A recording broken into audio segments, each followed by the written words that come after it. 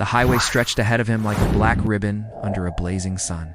Up ahead, the off-ramp loomed, promising air conditioning and maybe even a swimming pool at the end.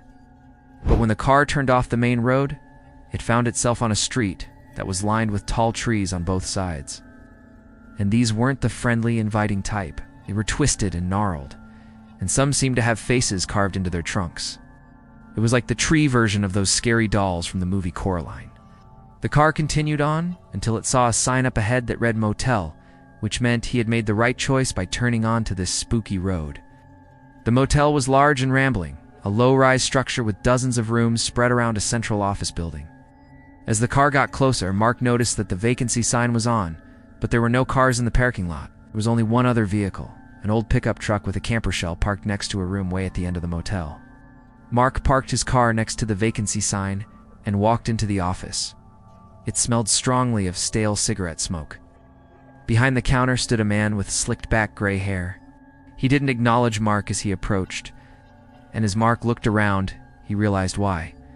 There were no chairs for guests, just 2 straight-backed wooden chairs for employees, and a line of 3 or 4 plastic chairs facing the counter.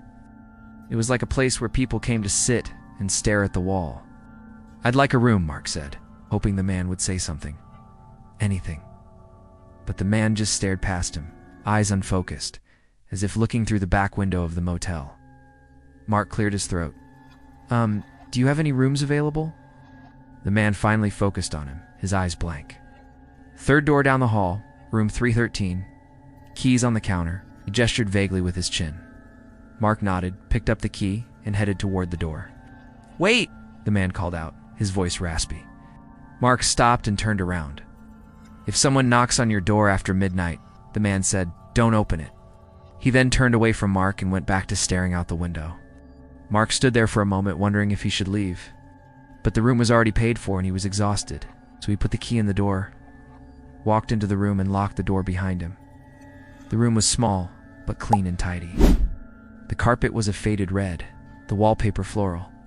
There was a TV mounted to the wall and a small desk next to the bed. On the nightstand beside the bed, Mark found a handwritten welcome note that began, "Welcome. Hope you enjoy your stay here at the M." Then it cut off abruptly mid-sentence. Underneath it, another note said simply, "Turn off the TV after 11 p.m. Mark shrugged off the warnings and went to the bathroom to wash his face. When he turned on the faucet, the water ran black and rusty. Yuck. At least the shower looked clean. But when he turned it on, the water was still black. It took a few minutes for him to realize that the dirty water was incoming from the shower head, but from a pipe underneath the sink. It was a good thing he didn't need to use it. As he got into bed, Mark tried to figure out what the receptionist was all about. Was he mute, or did he just not want to talk? What about the warnings? Why did he tell me not to open the door after midnight? Were there bugs in the walls or something? Mark couldn't help but feel like he was being watched, so he turned the TV on to drown out the silence. It wasn't much, but the newscast from the TV provided a nice background hum. The anchorman on the screen reported on the mayor's upcoming speech to the town about the new development project that would bring jobs to the area. Mark drifted off to sleep, only to be awoken a few hours later by a loud crash from outside his room. He sat up in bed listening. Footsteps echoed down the hallway, voices whispered, something skittered across the wall, and then heavy footsteps came closer. Mark listened intently. Someone was walking toward his room. He waited, heart pounding, as the footsteps stopped outside his door. The doorknob rattled. Mark gasped and buried his face in his pillow. A moment passed. Then he heard the muffled thump of the person sitting down directly outside his door. The scraping sound started again, and this time it sounded like the person was trying to pry open the door. Suddenly, Mark heard a loud bang, as if someone had slammed their fist against the door. But it wasn't followed by another bang, or a voice shouting in anger. Instead, the only sound was the creaking of the floorboards and a soft whisper that sounded like, "Hello." Mark didn't move. He couldn't move. He was frozen with fear. Whoever was out there was clearly very angry. After what felt like hours, the noise outside the door slowly came to a halt, leaving behind an eerie silence. Then, right at 12:13 a.m., Mark heard a soft knock on the door. Knock, knock. At first it was gentle, but then it grew louder and more insistent. Knock, knock, knock. then harder still, as if whoever was on the other side of the door was now pounding it with all their strength. Knock, knock, knock, knock, knock. Mark didn't respond. He kept his eyes squeezed shut, not daring to imagine what might happen if he opened the door. But then the knocking stopped. A long pause stretched on, and then he heard the door handle turn, and the door swung open. For a moment, nothing happened. Then something landed on the floor with a soft thud. Mark kept his eyes tightly shut, his heart pounding like a drum. A raspy voice whispered, "Thanks for letting me in." Then footsteps retreated back down the hallway. Cautiously, Mark opened his eyes and got out of bed to investigate. The room was dark, illuminated only by the faint light from the hallway. As Mark's eyes adjusted, he saw that the door was closed and propped open at an angle by a suitcase. On the floor beside it lay a piece of paper. Mark bent down to pick it up. It was the same kind of paper used for the welcome note, and the message it held was chilling.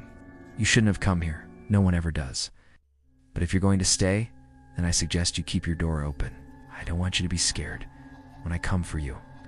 Mark shuddered and quickly folded the note, placing it on the desk. It was clear that whatever was haunting this room wanted him to know that he wasn't alone.